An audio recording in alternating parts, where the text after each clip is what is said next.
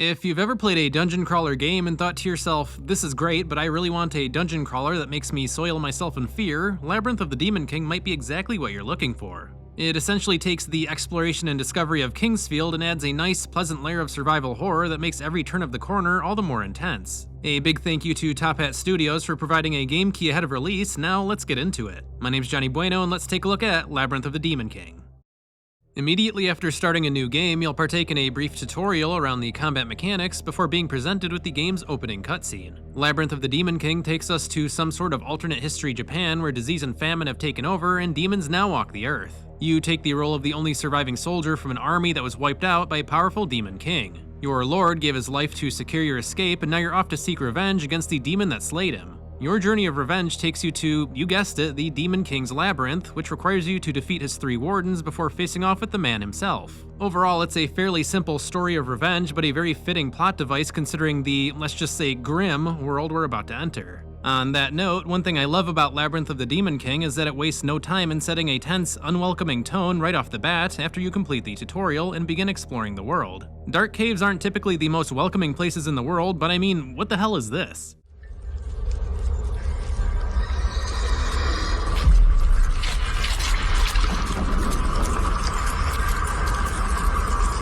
This is literally within the first few minutes of the game, and it's clear the developer is letting us know right away that this is going to be a very gruesome journey.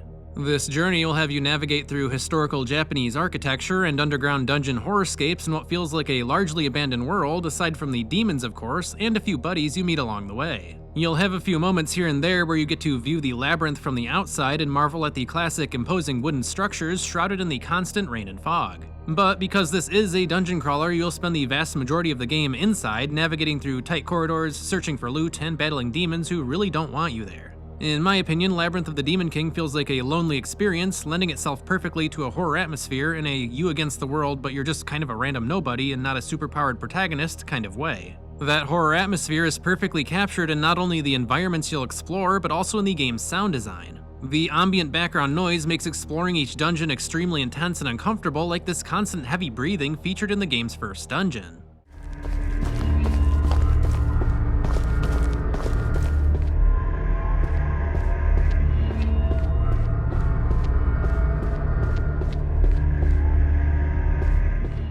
It probably doesn't help that it seems to be originating from a fleshy, pulsating fungus covering the walls, so being able to hear something breathing even when it's out of sight definitely kept me on edge throughout the first level. Most ambient tracks in the game also feature distant noises like the scraping of metal to really hit home the feeling that something somewhere is trapped in the dungeon with you. And it's that feeling that makes encountering enemies all the more horrifying due to how they feel more sparsely peppered throughout dungeons compared to your average dungeon crawler. You can go a fairly significant length of time without encountering a demon and only the creepy ambient noise keeping you company, making it easier to get caught off guard when one does appear. I've even had enemies immediately greet me at the door when transitioning from one area to another, which might come off as a little cheap from a jump scare standpoint, but it does teach you to never let your guard down. From a graphical standpoint, if it wasn't obvious already, Labyrinth of the Demon King heavily leans into a retro PlayStation 1 aesthetic. The game features the usual grainy graphical filter we've seen in other retro-inspired games, but takes its classic inspirations to the next level with a forced 4:3 aspect ratio. Some might find the constant black bars on the side of the screen kind of annoying, but I found them fitting given the era of the game the developer was going for. And as far as I could tell, there's no way to change either of these graphical settings, so this is essentially the way the game is meant to be played. Oh, and I have to shout out the fact that they added these little transition screens when loading into a new area via opening a door or climbing some stairs. It's a nice throwback to the classic survival horror titles like Resident Evil and really adds to the uneasiness of exploring each dungeon.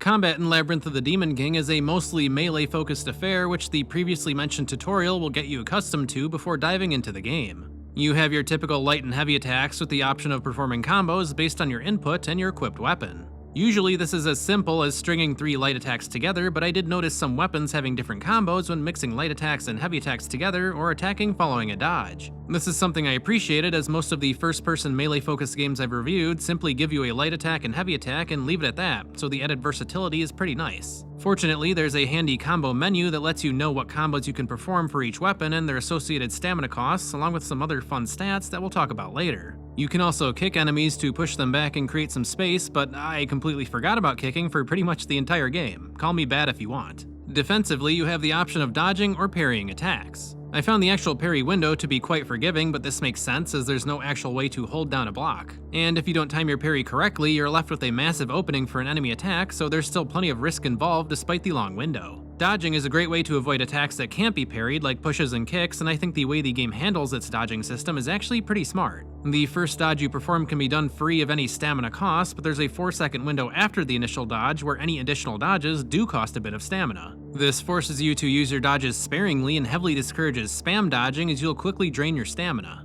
This is especially important since stamina regenerates incredibly slow in this game, making conserving your stamina a top priority in any fight. So you really want to swap between dodging and parrying so you have enough stamina left over to maintain offensive pressure. All that said, combat and enemy encounters essentially boil down to a guessing game of figuring out when to heavy attack through a block or light attack to stagger an enemy when you're on offense. Enemies that are capable of blocking will do so frequently, and I swear it felt like even the basic demons I encountered were some sort of MMA champions with how it felt like they were predicting my attacks. Or at least this was the case early on when I was still trying to get a grip on the combat and I was constantly depleting my own stamina bar. Other options for combat include talismans, which kind of serve as Labyrinth of the Demon King's magic system. Talismans are consumable items that allow you to invoke various spells and come in limited quantities as they are mostly found via exploration. I do like that there are more utility-based options and not just typical damage or healing spells to cast, and I found a use for pretty much all of them during my playthrough. From my experience, talismans can come incredibly in handy and can often save your life in a pinch, especially when overwhelmed by more than one enemy. Speaking of enemies, their designs are unsurprisingly terrifying, while the variation of enemies you encounter is decent. There are a fair bit of repeating enemies between each major area, but you'll also run into new enemies often enough that this won't really feel like a huge issue.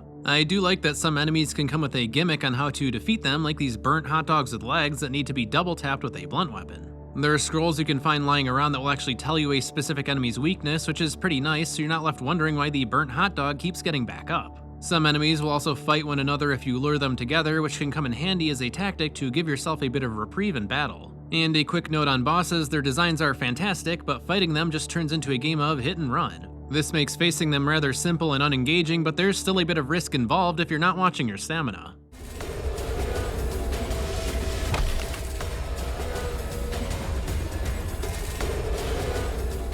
Labyrinth of the Demon King doesn't feature any way to level up your character, so progression is more focused on exploration and discovery through collecting new weapons and armor. You can upgrade your maximum health and stamina through offering up ritual incense to a shrine, which is also where you save your game. Ritual incense is primarily found throughout the game world, and you can offer the incense to Fugen to increase your maximum stamina or Monju to increase your maximum health. Maybe I'm just blind, but these ritual incense actually seem pretty easy to miss, so I recommend keeping your eyes peeled and checking every corner when entering a new room. Back to collecting weapons and armor though, each weapon will come with varying damage, stamina usage, and attack speed, which is indicated by each stat's cellular signal. Each weapon also has a specific attack type, including slash, blunt, pierce, or hybrid. This is more of an indication of how a weapon performs in general, and popping open the combo menu offers a few more key details of what each weapon can do. We talked about combo inputs earlier, but the combo menu also breaks down the damage, stamina cost, and type of damage of every action. So, for example, we can see that the War Axe, a hybrid weapon, starts off a light attack chain as a slashing attack, but switches to a blunt attack for the next two light attacks, with each action having the same damage and stamina usage.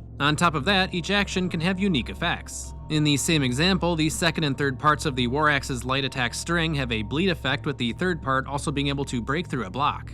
This is obviously just one example, but it really shows that there's a lot more complexity to each weapon if you actually look underneath the surface. Some also come with full poison effects or unique combos that you might not find on other weapons in the case of the one and only spear I could find in the game. I wouldn't say the actual number of weapons you encounter is massive by any means, but with the combo system, I think that the developer does a very effective job at setting each weapon apart from one another. Armor is a bit of a different story since you can't actually see the stats that they provide. I found 2 additional armor sets during my playthrough, and I really can't tell you the difference between them other than the fact that you look different when you point your camera down.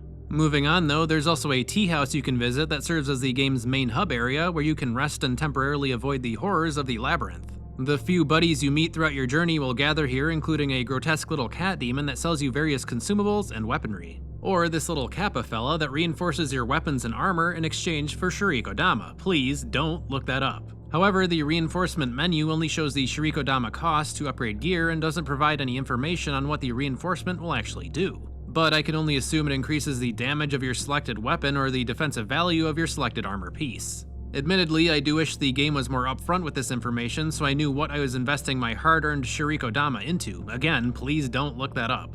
Oh, and one last thing that's sort of progression related, you know the Labyrinth of the Demon King takes its classic inspiration seriously when the primary method of saving your game is through manual saving. There is a fairly inconsistent autosave and an option to save and immediately quit the game, but the majority of opportunities to save your game will need to be done when finding the nearest shrine. Honestly, I kind of love this, especially in a horror title, since it gives you a massive feeling of relief when finally coming across a shrine. It makes that opportunity to finally save your progress feel like that small, hopeful light in the middle of a dark, oppressive dungeon.